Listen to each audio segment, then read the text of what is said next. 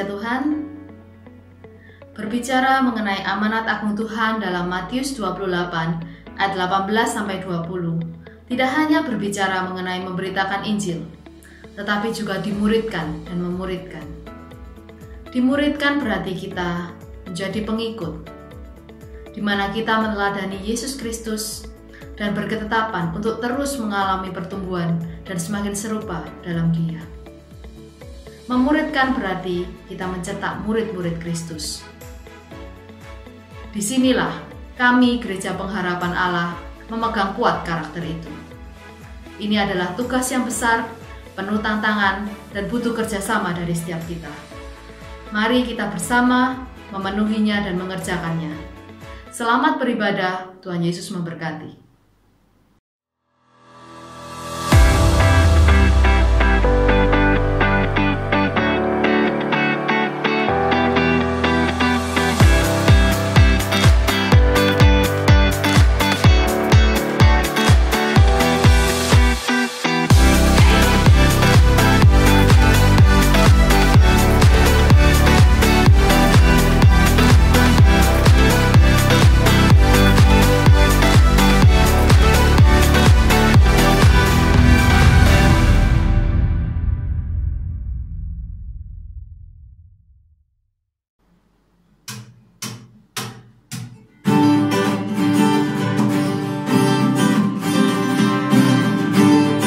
Dahsyat kuasa-Mu ya Tuhan.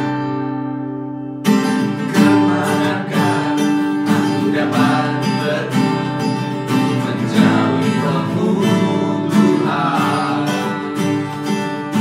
Berlari mendaki ke langit, namun Engkau ada di sana.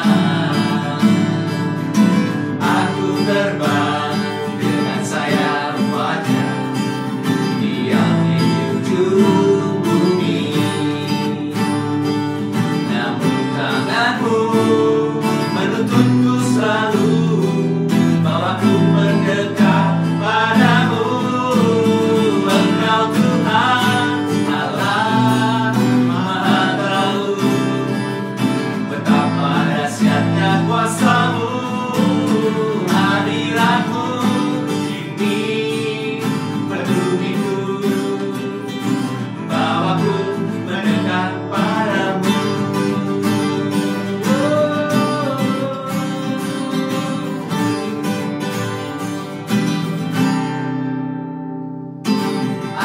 Terbang dengan sayap wajah, diam di ujung bumi,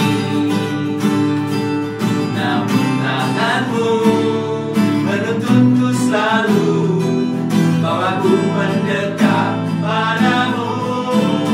Engkau Tuhan Allah Maha Tahu, betapa dahsyatnya kuasa-Mu, hadirat-Mu kini menuhiku, bawaku mendekat padamu.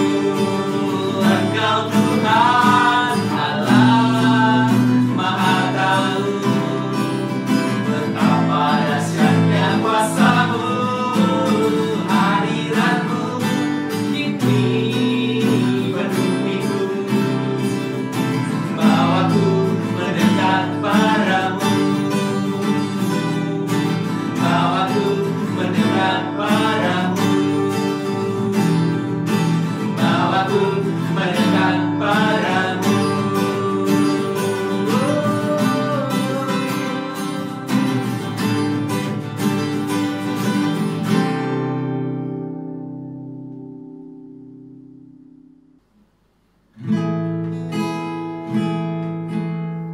Kami datang ke hadirat-Mu ya Bapa, dengan segenap hati yang mencintai Engkau, hati yang selalu rindu untuk Engkau ubahkan.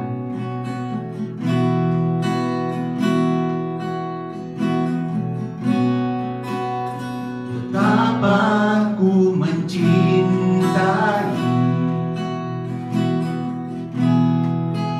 segala yang telah terjadi,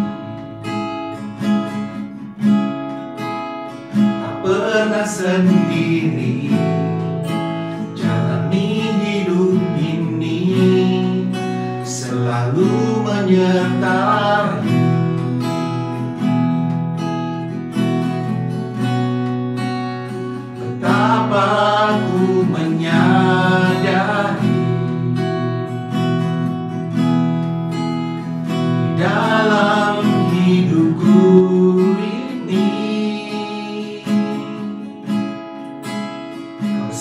selalu memberi rancangan terbaik oleh karena kasih.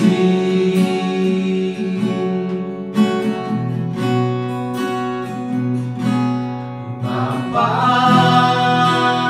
sentuh hatiku, ubah hidupku menjadi yang baru, bagai emas yang murni. Kau membentuk rencana hatiku.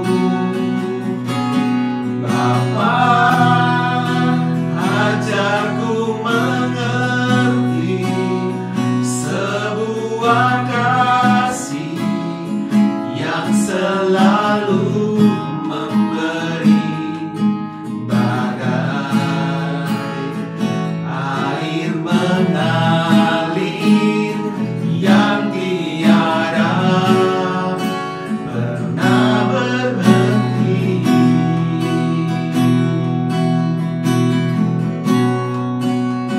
Tak mampu menyadari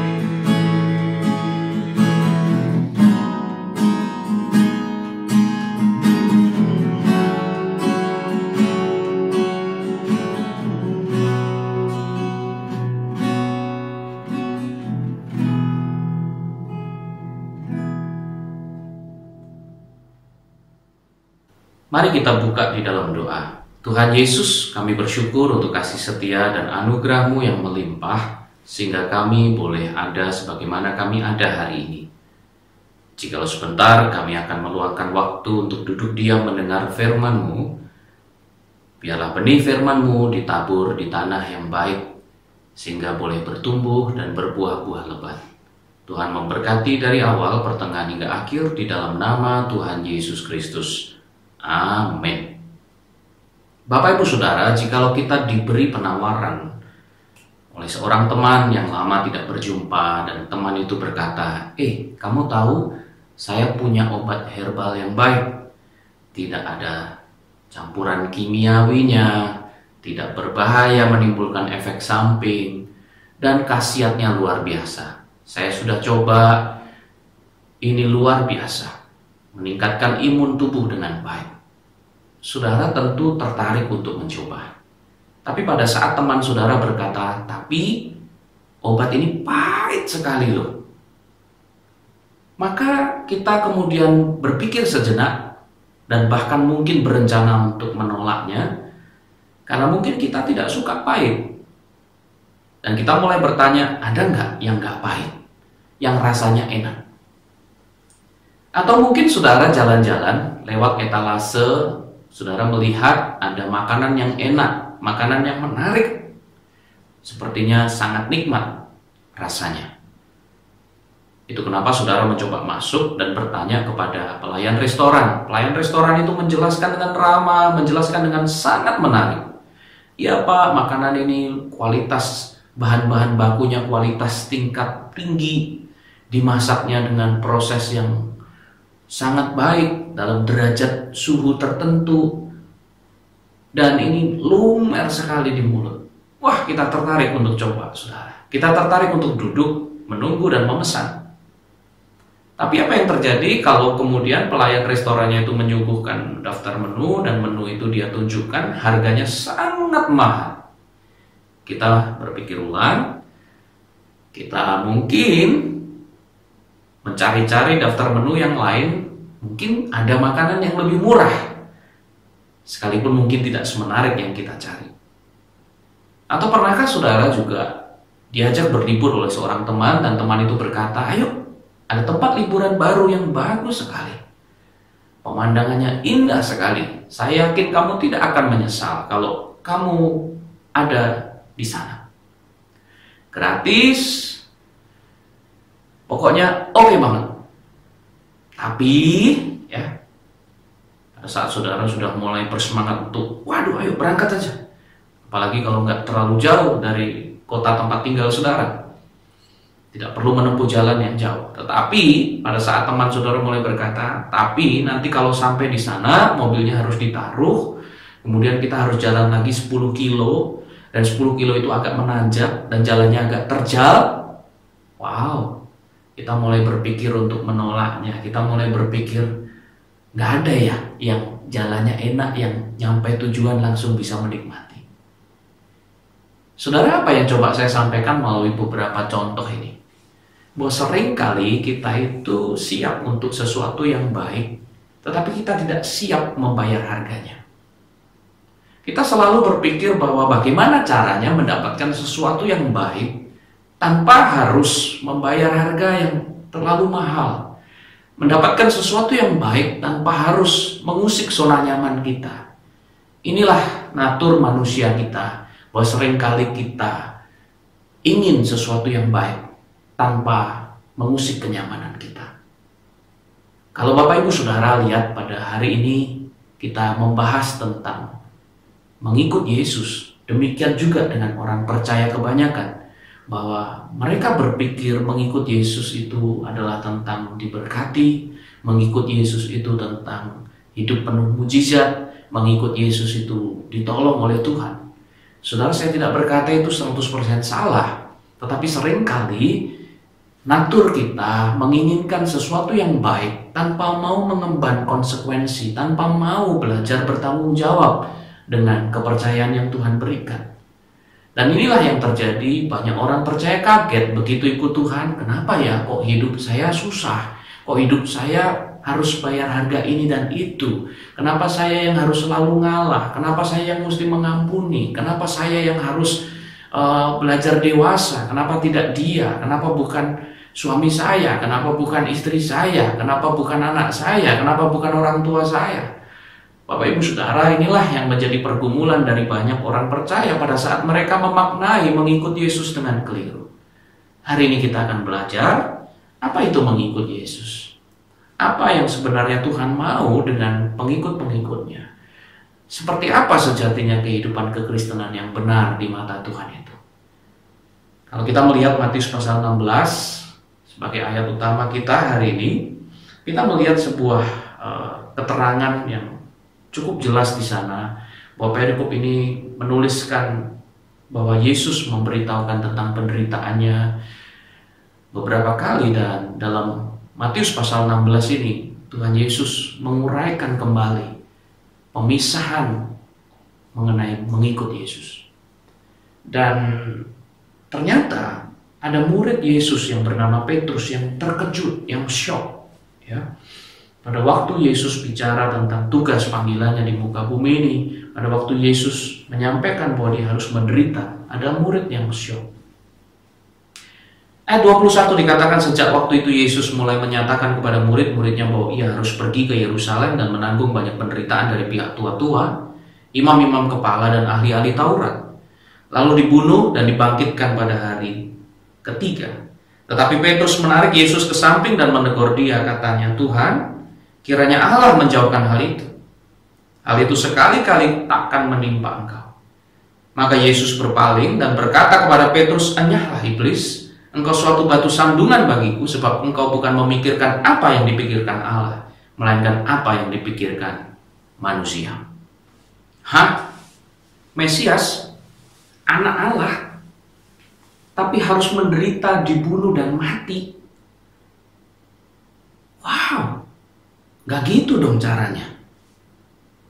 Mungkin kira-kira kalau saya bahasakan dengan bahasa hari ini, seperti itu respon Petrus hari itu. Dan itu make sense, itu masuk akal, itu lumrah, saudara. Kenapa? Karena konsep mereka pada waktu itu belum mengenal konsep kerajaan Allah, dan mereka berpikir, bagaimana mungkin Mesias yang mereka harap-harapkan untuk membawa kebebasan bagi mereka, untuk membawa kemerdekaan bagi negara mereka, kok harus menderita, bahkan mati, dibunuh. Seperti halnya mungkin hari ini kebanyakan kita berpikir, kenapa ikut Yesus itu harus bayar harga? Kenapa saya yang harus ngalah, Pak? Kenapa saya yang mesti berkorban? Kenapa saya yang harus susah? Saya pikir dulu ikut Yesus itu enak loh, Pak. Saya pikir ikut Yesus itu hidup mulus, berkat terus. Bahkan ada di antara Bapak Ibu Saudara mungkin dalam usia senja, usia lanjut, berkata, saya sampai tua Pak, kok susah, ada aja. Saya pengen tuh loh Pak, kayak orang-orang enak hidupnya. Kadang-kala kita melihat orang lain, rumput tetangga lebih hijau, betul? Kita mulai berkata, kenapa saya kok susah? Pak, saya sudah ikut Yesus. Karena itu mari kita dengar Matius pasal 16 ayat yang ke-24. Selanjutnya pada waktu Yesus meresponi kekagetan Petrus, dia meresponi itu dengan perkataan firman yang meluruskan apa sebetulnya mengikut Yesus itu. Bagaimana seharusnya mengikut Yesus itu. Bagaimana esensi mengikut Yesus yang sebenarnya. Apakah itu adalah kehidupan yang diberkati, mulus, tidak ada hambatan sama sekali? Apakah kemudian kita menjadi pengikut Yesus artinya kita tidak perlu membayar harga apapun, tidak ada konsekuensi apapun, kita tidak perlu bertanggung jawab untuk apapun? Tidak demikian. Ayat yang ke-24 dikatakan kepada murid-muridnya oleh Yesus, setiap orang yang mau mengikut aku. Saya ulangi saudara, setiap orang yang mau mengikut aku. Tuhan gak pernah paksa kita. Tuhan mau saudara mengikut dia dengan kerelaan dan kemauan dari diri kita sendiri. Maka dikatakan firman Allah, ia harus menyangkal dirinya, memikul salibnya, dan mengikut aku. Kalau kita mencermati ayat yang ke-24, Yesus mengatakan bahwa orang yang mengikut dia harus menyangkal dirinya. Dalam bahasa Yunaninya menggunakan kata aparnesasto yang artinya menyangkal, bisa diartikan juga memungkiri, dan bisa juga diartikan mengatakan tidak pada diri sendiri. Ini tentu tidak mudah, saudara, karena kebanyakan kita selalu berpikir adalah untuk kepentingan dirinya sendiri. Tapi inilah yang Yesus katakan tentang mengikut Dia. Mengikut Yesus itu bicara tentang tidak lagi hidup untuk diri sendiri. Seperti tadi saya sampaikan bahwa ini adalah hal yang tidak mudah untuk dilakukan. Karena kebanyakan orang berpikir adalah untuk dirinya sendiri. Inilah natur dosa kita. Bahwa setiap kali kita membuat keputusan baik dalam rumah tangga, pekerjaan, sekolah, pelayanan, yang kita pikirkan adalah diri kita sendiri. Enak nggak buat saya? Menguntungkan nggak buat saya? Saya dapat apa? Nah, saudara, tahukah Anda bahwa banyak sekali konflik terjadi dalam rumah tangga, pekerjaan, pelayanan, sekolah kita, itu karena kita memikirkan diri kita sendiri. Yesus memberi contoh kepada saudara dan saya bahwa mengikut Dia adalah mengorbankan hak kita. Mengikut Dia, mengorbankan diri sendiri. Identik sekali dengan pengorbanan, bukan? Bahwa di dalam Dia kita dituntut untuk belajar berkorban buat Tuhan dan buat orang lain. Galatia 2 ayat yang ke-20, namun aku hidup, tetapi bukan lagi aku sendiri yang hidup, melainkan Kristus yang hidup di dalam aku. Dan hidupku yang kuhidupi sekarang di dalam daging adalah hidup oleh iman dalam Anak Allah yang telah mengasihi aku dan menyerahkan dirinya untuk aku. Inilah mengikut Yesus. Tidak lagi hidup untuk diri sendiri, karena Kristus yang hidup di dalam kita. Dan apa yang Kristus teladankan? Kristus teladankan pengorbanan. Dia mengatakan tidak kepada kemauannya, mengatakan tidak kepada kedagingannya, mengatakan tidak kepada kenyamanannya, dan dia menyerahkan dirinya bahkan mati. Maka dikatakan firman Allah, taat mati di kayu salib pula. Filipi 2 ayat 8. Dalam keadaan sebagai manusia, dia merendahkan dirinya dan taat sampai mati, bahkan sampai mati di kayu salib. Saudaraku, sekali lagi, kekristenan menjadi pengikut Yesus sangat identik dengan pengorbanan. Kalau sampai hari ini kita mengikut Yesus, kita merasa pede mengikut Yesus, kita merasa diri kita sudah mengikut Yesus, tapi kita tidak pernah belajar mati dengan diri kita sendiri. Selalu semua orang harus ikut mau kita, semua orang harus mengerti kita, semua orang harus memahami kita, semua orang harus sejalan dan sepikiran dengan kita. Bukan itu mengikut Yesus. Sama sekali bukan. Pernahkah saudara membaca kisah tentang Jim Elliot? Dia adalah seorang misionaris yang lahir di Amerika Serikat pada tahun 1927. Pada masa sekolah, Jim adalah murid yang sangat berbakat, terutama dalam hal pidato. Sampai-sampai pada wafatnya Presiden Amerika Serikat F.D. Roosevelt, dialah yang mendapat kehormatan untuk menyampaikan pidato, padahal pada waktu itu dia masih SMA. Selepas SMA, dia masuk ke Wheaton College, sebuah sekolah tinggi teologi yang sangat terkenal di Amerika Serikat pada masa itu. Di sekolah ini pun dia mendapatkan prestasi tertinggi. Karena bakatnya yang menonjol, banyak orang yang menyarankan berbagai macam pelayanan kepadanya. Salah satunya adalah pelayanan pemuda, yang sangat dibutuhkan oleh gereja-gereja di Amerika Serikat pada masa itu. Akan tetapi dia memilih untuk melayani sebagai seorang misionaris. Setelah menikah dengan istrinya yang bernama Elizabeth, mereka pun bersama-sama studi bahasa dan mempersiapkan diri untuk melayani di Ekuador.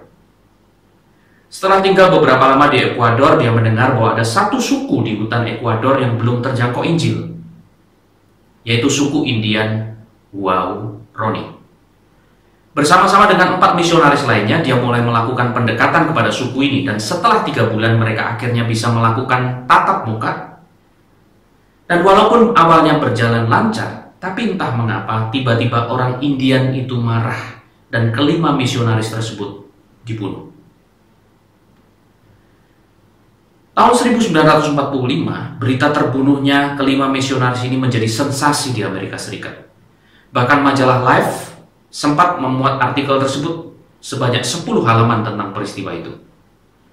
Pada tahun 56, Jim Elliot yang menolak kesempatan melayani di Amerika Serikat demi pelayanan di satu suku yang terpencil, malah membunuhnya. Meninggal pada usia 29 tahun, meninggalkan seorang istri dan seorang anak perempuan yang baru berusia 10 bulan. Apa yang ada di benak Bapak Ibu Saudara pada waktu mendengar kisah tentang Jim Elliot?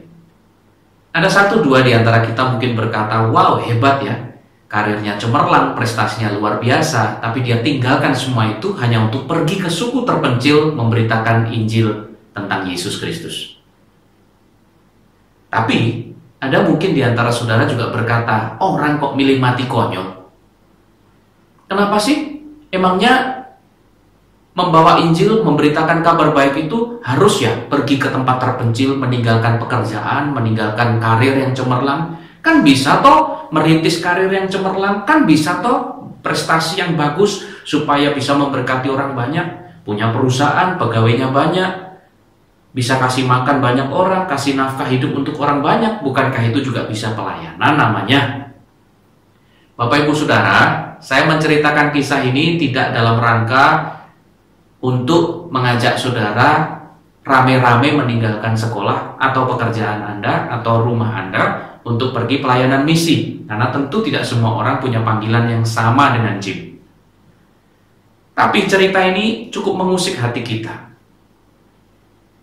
Kenapa demikian? Karena seringkali pada saat kita pelayanan mengganggu waktu belajar kita aja, kita ngomelnya ampun-ampun. Pada waktu kita disuruh saat teduh, kerjaan lagi numpuk, kita alasannya ampun-ampun. Bapak Ibu Saudaraku, apa yang dikisahkan oleh Jim Elliot sedang menceritakan kepada saudara, sedang menginspirasi saudara dan saya, bahwa melayani mengikut Yesus itu identik dengan pengorbanan. Saudara mungkin tidak pergi misi seperti Jim. Saudara mungkin masih sekolah. Mengikut Yesus butuh pengorbanan, pasti. Bukan hanya masalah pelayanan. Pada saat saudara harus menyeimbangkan antara waktu belajar dan pelayanan, kadang-kadang tidak mudah. Kita sering beralasan, saya nggak bisa, ulangannya, ujiannya lagi banyak. Seringkali kita langsung serta-merta berkata, saya nggak bisa pelayanan dulu. Bapak Ibu Saudaraku, sebetulnya bukan karena belajarnya, tapi karena kita tidak mau mengorbankan waktu game online kita. Kita nggak mau mengorbankan waktu nonton TV kita, nonton YouTube kita. Kita nggak mau mengorbankan media sosial kita. Padahal hal semacam itu adalah hal yang sekunder yang sebetulnya bisa kita tunda pada saat kita mengutamakan belajar sembari kita melayani. Sehingga prestasi kita tetap bagus dan kita tetap bisa melayani Tuhan. Dalam rumah tangga juga demikian. Kalau suami istri selalu ingin menang sendiri, kita tidak akan pernah mengalami rumah tangga yang indah. Tapi kalau suami istri bisa berkata tidak pada dirinya sendiri, berkorban seperti yang dilakukan Jim. Inilah pelayanan yang Tuhan kehendaki. Mungkin saudara nggak pergi sampai ke pedalaman, tapi di keluarga Anda bisa jadi berkat dengan belajar berkorban bagi keluarga Anda. Saudaraku, mengikut Yesus artinya tidak lagi hidup untuk diri kita sendiri lagi. Jangan selalu berpikir apa enaknya buat saya. Apakah ini menguntungkan saya atau tidak? Ini membawa kenyamanan buat saya atau tidak? Bukan itu lagi. Mengikut Yesus tidak lagi hidup untuk diri sendiri. Di bagian selanjutnya dikatakan, pikul salibnya dan mengikut aku. Saudaraku, ada masa di mana perjalanan iman kita akan berhadapan dengan salib, berhadapan dengan penderitaan dan ketidaknyamanan. Dan apa yang Tuhan tuntut adalah kita tetap mengikut Dia. Artinya apa saudaraku? Kalau kita mencermati bahasa aslinya, dalam terjemahan Inggrisnya dikatakan come after me, ikut aku sampai akhir. Bapak Ibu Saudara, mengikut Yesus bicara tentang taat dan setia dalam segala keadaan. Bukan taat dan setia kalau keadaannya enak saja. Kalau kita taat, kita setia hanya pada waktu enak, itu bukan taat, itu bukan setia. Itu mau-maunya sendiri namanya. Itu enaknya sendiri namanya. Tapi pada saat ada sesuatu yang tidak nyaman, ada sesuatu yang tidak sesuai dengan yang kita harapkan, dan kita tetap memaksa diri kita untuk taat dan setia, itu baru luar biasa. Itulah mengikut Yesus. Yohanes 15 ayat 4-5 berkata, "Tinggallah di dalam aku dan aku di dalam kamu. Sama seperti ranting tidak dapat berbuah dari dirinya sendiri kalau ia tidak tinggal pada pokok anggur, demikianlah juga kamu tidak berbuah jikalau kamu tidak tinggal di dalam aku." Pembahasan firman Tuhan di Yohanes pasal 15 ini mengingatkan saudara dan saya, kalau kita tidak tinggal di dalam Tuhan, kita tidak berbuah. Tinggal artinya melekat erat, nempel terus, nggak boleh lepas. Kebanyakan orang percaya nempel di awal-awal, nempel waktu enak, pada waktu kemudian perjalanan menjadi sulit, nggak nempel lagi. Bukan itu yang dimaksudkan dengan Yohanes pasal 15. Tinggal di dalam aku kamu berbuah. Tinggal yang dimaksudkan adalah melekat terus. Apakah saudara pernah lihat ranting yang lepas, copot, nempel lagi, copot, nempel lagi? Kalau sekali copot dia mati, saudara. Ini yang Tuhan mau ingatkan kepada saudara dan saya, bahwa mengikut Yesus bukan hanya pada waktu enak. Mengikut Yesus bukan hanya bicara tentang kalau semuanya tersedia. Kalau ada transport saya berangkat. Kalau nggak pandemi saya bebas, saya pelayanan. Kalau kondisi pekerjaan saya lagi baik, saya mau Pak WL. Tapi kalau pekerjaan lagi nggak baik, udah Pak jangan dulu. Well, sekali-sekali kalau memang saudara punya kebutuhan mendesak dalam pekerjaan atau dalam sekolah, ada tugas penting ulangan, nggak apa-apa, kita izin, kita lakukan bagian kita dulu. Yang penting itu kita kerjakan, kita selesaikan dulu. Tapi kalau setiap waktu kita selalu menggunakan alasan ini dan itu karena kita mau nyaman, kita tidak mau repot, saudara, bukan itu mengikut Yesus. Mengikut Yesus artinya tinggal melekat kepada Dia, ikuti firman-Nya, ikuti kehendaknya, baik atau tidak baik keadaannya. Inilah yang Tuhan mau dengan hidup saudara dan saya, seperti yang digambarkan dalam Yohanes pasal 15. Dan pada saat kita melekat kepada Dia, baik atau tidak baik, sejalan atau tidak sejalan dengan kemauan kita, di sanalah kita akan menemukan hidup kita akan berbuah-buah. Hidup kita akan berbuah lebat. Saya banyak menyaksikan betapa banyak orang percaya yang memutuskan untuk boleh taat dan setia, meskipun situasinya lagi tidak mudah. Taat dan setia pegang firman Allah, meskipun situasinya tidak mengenakkan. Di masa-masa seperti ini contohnya, ada banyak yang kemudian berkata, udah Pak, saya nggak doa-doa dulu ya. Istri anak saya butuh makan, saya harus kerja, cari uang. Hari Minggu pun cari uang. Hari libur pun kejar setoran. Malam pun masih kejar setoran, lembur. Gimana Pak, pandemi, kondisi kayak gini, saya harus kerja keras lebih untuk keluarga saya. Bapak Ibu Saudara, kerja keras harus. Tapi kalau kerja keras sampai kita melupakan Tuhan, sampai kita tidak punya waktu untuk Tuhan, saudara, bukan itu yang Tuhan mau. Karena dalam kondisi yang demikian, justru kita bukan menjadi orang-orang percaya yang berbuah lebat. Karena kita keluar, karena kita tidak menempel pada pokok anggur, yaitu Yesus sendiri. Belajarlah taat, belajarlah setia, mengerjakan firman Tuhan, mengutamakan Tuhan, meskipun keadaannya tidak enak, meskipun keadaannya tidak seperti yang kita harapkan. Ini ikut Yesus. Pak, kalau suami saya orangnya ndak selingkuh, saya pasti sayang kok sama dia. Seperti saya sudah katakan berkali-kali, semua orang juga bisa sayang sama suaminya yang tidak selingkuh, Bu.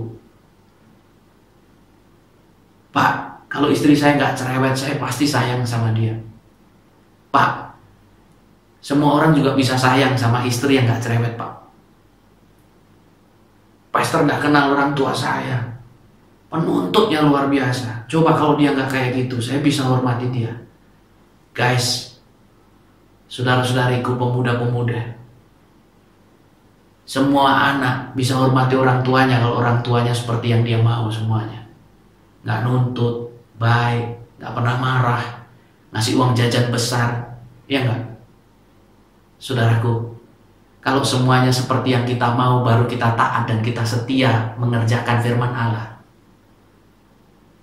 Sejatinya bukan itu mengikut Yesus.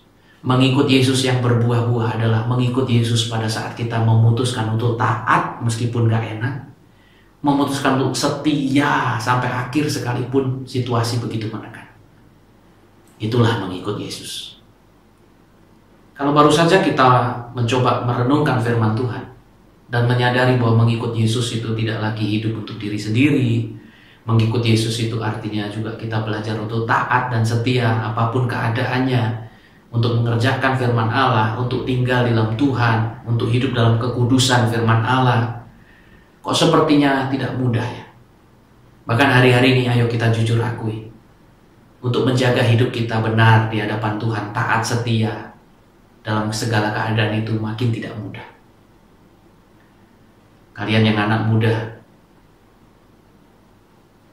kalau gak punya pacar waktu masih sekolah, banyak yang bully. Seolah-olah sekarang itu ketinggalan tren, gak laku kata orang. Dan kita mulai takut, waduh, saya nanti kalau benar-benar gak laku gimana? Kita yang sudah pacaran, ada 1-2 teman kita tanya, sudah ngapain aja? Sudah kecup-kecup belum? Sudah cumbu-cumbuan belum? Bahkan mungkin ada 1-2 di antara teman kita tanya, sudah tidur bareng belum? Dan kita mulai berkata, loh semuanya kok gitu ya? Kok aku sendiri yang enggak? Kita mulai merasa aneh malah. Kita yang kerja juga begitu. Sudah ngelakuin ini belum? Loh, bukannya itu nggak boleh ya Pak? Loh, semua kerjain itu, saya juga ngerjain itu. Bahkan atasan saudara ngajarin kita untuk melakukan yang nggak benar. Curi klien orang dengan cara yang tidak etis, ya.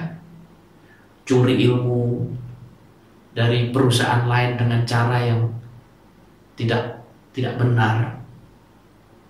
Bapak Ibu Saudara, kita menjadi tertekan kenapa banyak orang melakukan, dan seolah-olah hari ini kalau kita nggak melakukannya, orang membuli kita, orang menganggap kita tidak benar malah.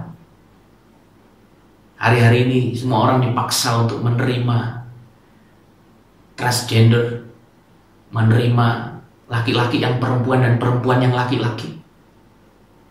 Dan pada saat kita berdiri atas firman Allah dan berkata, oh enggak, laki-laki ya laki-laki, perempuan ya perempuan, laki-laki yang menikah dengan perempuan, perempuan yang menikah dengan laki-laki.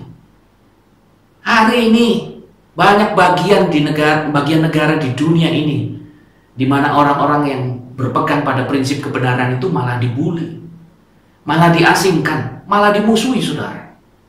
Karena dikatakan tidak menghormati kebebasan lah, tidak menghargai hak asasi manusia lah. Mengerikan saudara. Hari-hari ini tekanannya makin berat. Firman Allah sudah berkata bahwa ada masa kita akan menghadapi salib, ada masa di mana kita akan mengalami penderitaan karena kita menjadi orang benar. Lalu apa saya sanggup Pak? Saudara jangan takut.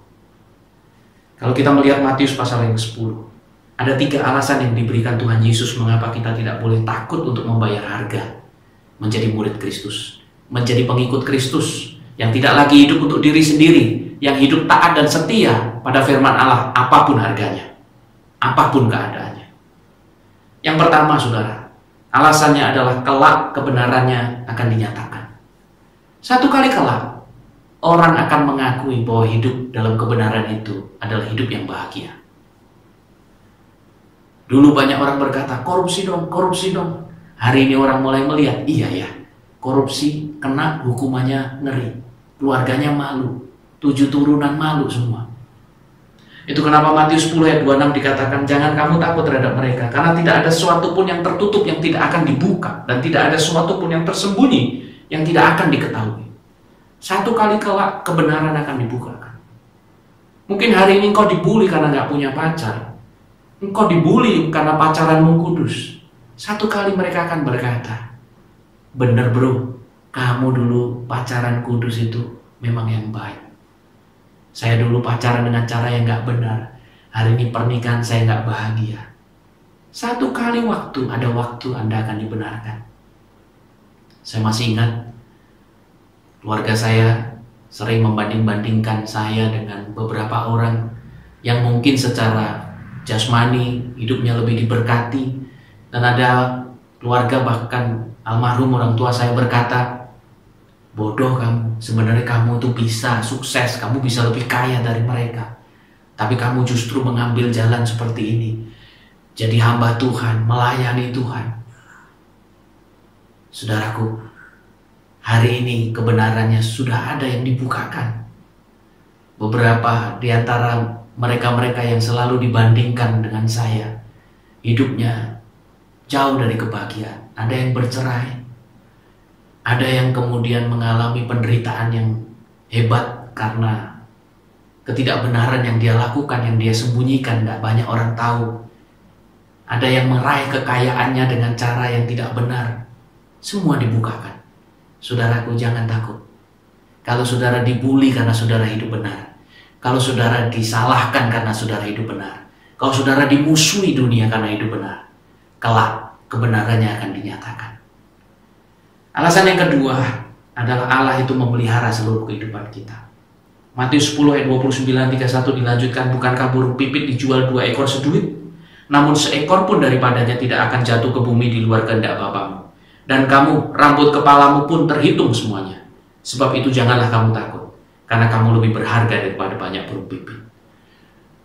Sejahat-jahatnya orang memusuhi saudara dan saya, jangan takut. Tuhan berjanji, Tuhan pelihara saudara dan saya. Mungkin gak selalu hidup kita mulus, mungkin ada penderitaan dan salib yang kita alami. Bahkan seperti yang dialami oleh Jim Elliot pada saat dia menderita dan mati untuk Kristus. Tapi percayalah, Tuhan pegang kendali atas kehidupan saudara dan saya. Tuhan pegang kendali atas setiap permasalahan di muka bumi ini. Tidak ada masalah yang tidak ada jalan keluarnya di dalam Tuhan. Tuhan akan tolong saudara, Tuhan akan tolong saya, Tuhan akan pelihara hidup kita dan orang-orang yang percaya kepadanya dengan sungguh. Alasan yang ketiga, jaminan kehidupan kekal bagi murid Kristus. Wow. Matius 10 ayat 32 dikatakan, setiap orang yang mengakui aku di depan manusia, aku juga akan mengakuinya di depan Bapakku yang di surga. Bapak Ibu Saudara, ada jaminan hidup yang kekal. Kalau hidup kita berakhir di dunia ini, kekekalan sudah menanti kita. Kebahagiaan yang kekal sudah menanti saudara dan saya. Jangan menyerah. Selalu katakan, sebentar lagi gajian, sebentar lagi dapat upah kekal. Dan saudara tidak perlu menyerah. Kita tidak boleh menyerah. Karena kehidupan kekal adalah jaminan bagi saudara dan saya yang mau hidup benar, mengikut Yesus, tidak hidup untuk diri sendiri lagi, dan mau belajar taat setia sampai Yesus datang kedua kalinya menjemput kita yang setia. Tuhan memberkati saudara. Mari mengikut Yesus dengan benar dan alami berkat-berkat-Nya. Amin. Bapak Ibu Saudara, kita tahu bahwa mengikut Yesus terutama di akhir zaman tidak mudah. Karena itu saya mau berdoa buat kita semua, supaya kita semua, baik saudara yang mendengarkan firman Tuhan hari ini maupun saya yang menyampaikan, kita semua kedapatan setia dan tak bercacat celah sampai Yesus datang kedua kalinya. Boleh saudaraku, angkat kedua tanganmu, saya mau berdoa buat saudara. Tuhan, Kau melihat dimanapun kami berada hari ini. Engkau tahu Tuhan, Engkau sangat tahu. Bahkan sejak awal Engkau sudah tahu bahwa tantangan untuk hidup benar, menjaga iman kami, untuk mengikut Yesus sesuai dengan standar tuntutan yang Kau sampaikan dalam firman Allah itu tidak mudah. Untuk tidak hidup buat diri sendiri itu tidak mudah, karena godaan kenikmatan dunia, kenyamanan dunia seringkali membuat kami lupa untuk saat dan setia dalam kondisi apapun juga tidak mudah, karena seringkali kami ingin menyerah pada saat keadaan tidak berjalan seperti yang kami mau. Tapi kami mau belajar taat, kami mau belajar ikut, kami mau belajar setia sama Tuhan. Tolong kami, setiap kami hari ini mengangkat tangan, menyerahkan diri kepada Tuhan, recommit kembali kepada Tuhan. Kami mau mengikut Yesus dengan sungguh. Kami mau menjadi pribadi-pribadi yang punya kualitas sebagai murid Kristus. Tuhan tolong kami, Tuhan berkati kami. Di dalam nama Tuhan Yesus Allah kami hidup, kami berdoa. Tolong kami Tuhan, supaya kami kedapatan setia sampai Yesus datang kedua kalinya. Haleluya. Amin.